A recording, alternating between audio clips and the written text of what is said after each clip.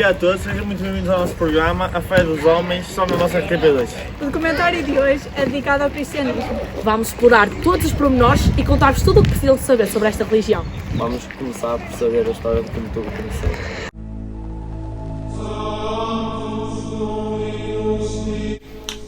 O cristianismo baseia-se na fé em Jesus Cristo e surge no século I na Palestina.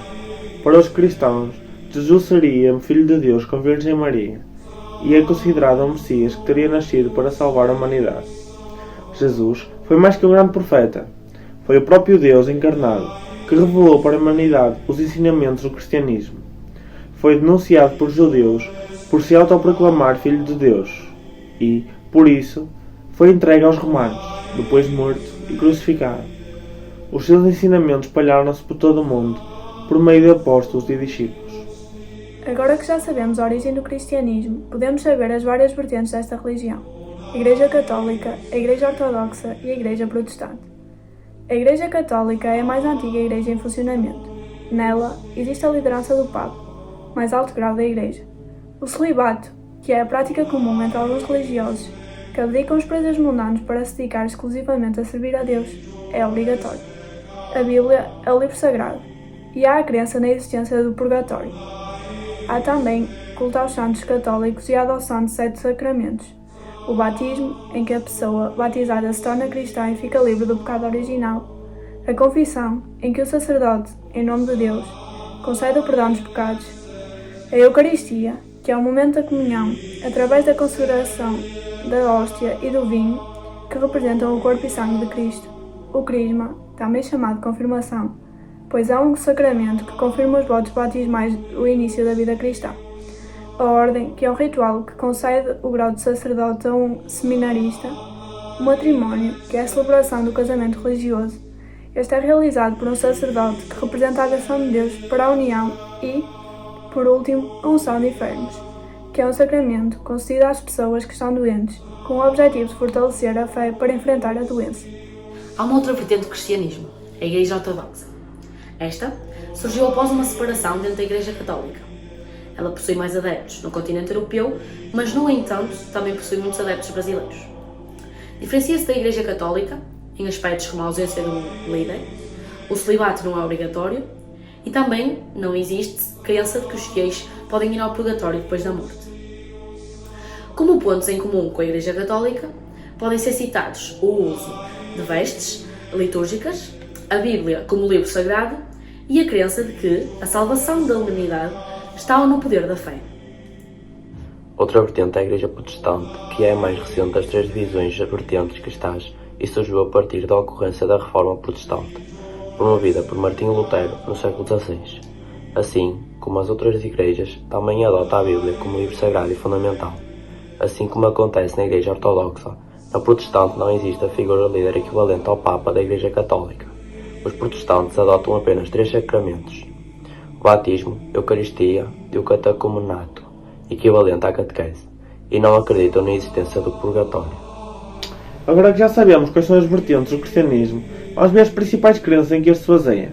Baseia-se na crença monoteísta, isto é, na crença num único Deus, na crença em Jesus Cristo e na sua vinda à Terra, na crença em que Deus é o Criador de todas as coisas do universo, tendo criado o mundo em 7 dias, na crença no conceito da Santíssima Trindade, em que Deus é o Pai, Jesus Cristo é o Filho e o Espírito Santo é a presença contínua de Deus na Terra, na crença em que após a morte as pessoas passam para a vida eterna, na crença no dia do juízo final que aconteceria com a volta de Jesus Cristo e na crença no pecado original em que basicamente o mal que entra no mundo deriva da desobediência de Adão a Deus.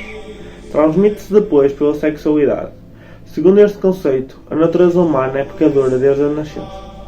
Os principais rituais do cristianismo são o hábito de oração, que é provavelmente o hábito fundamental dos cristãos.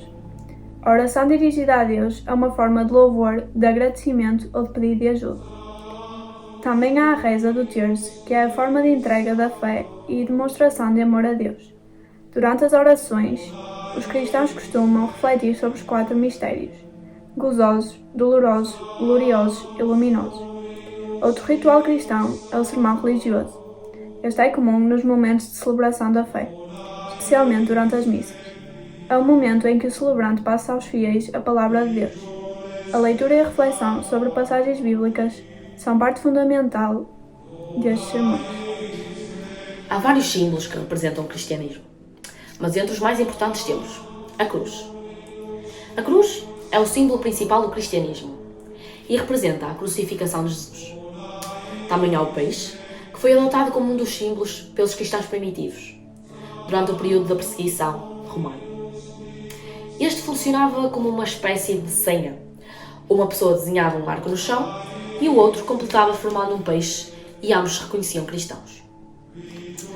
Também há a figura da pomba, que remete ao Espírito Santo. Quando Jesus foi batizado nas águas por João Batista, o Espírito Santo desceu sobre ele na forma de uma pomba. Outro símbolo é o Cordeiro. Jesus é o Cordeiro de Deus. O pão e o vinho simbolizam o sacrifício dele em nosso favor.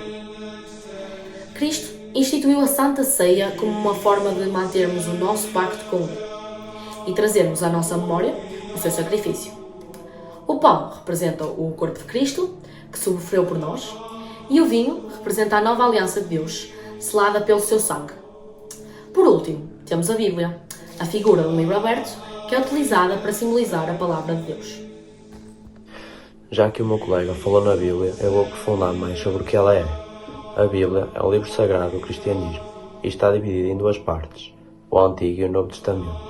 O Antigo Testamento relata acontecimentos antes do nascimento de Jesus. Este contexto tem 9 livros e está dividido em 4 partes: os livros proféticos, o Pentateuco, os livros históricos e os livros poéticos. O Novo Testamento trata dos factos a partir do seu nascimento, contempla 27 livros e está dividido em 4 partes: os Evangelhos, o livro histórico, as epístolas e o livro profético. A Bíblia é uma das muitas hierofanias da religião cristã. Hierofania é a manifestação do sagrado na realidade. O partido mais pequeno no elemento da hierofania, por exemplo, uma pedra. A hierofania não se trata de uma veneração da pedra como pedra, mas sim porque revela aí algo que já não é pedra, mas o sagrado da emoção espiritual.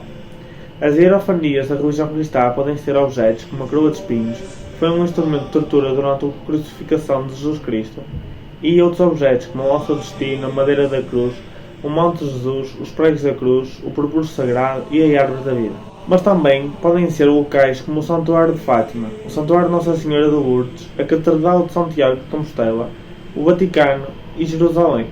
Muitos destes locais são locais onde ocorreram aparições, tal como Fátima, que apareceu a Nossa Senhora.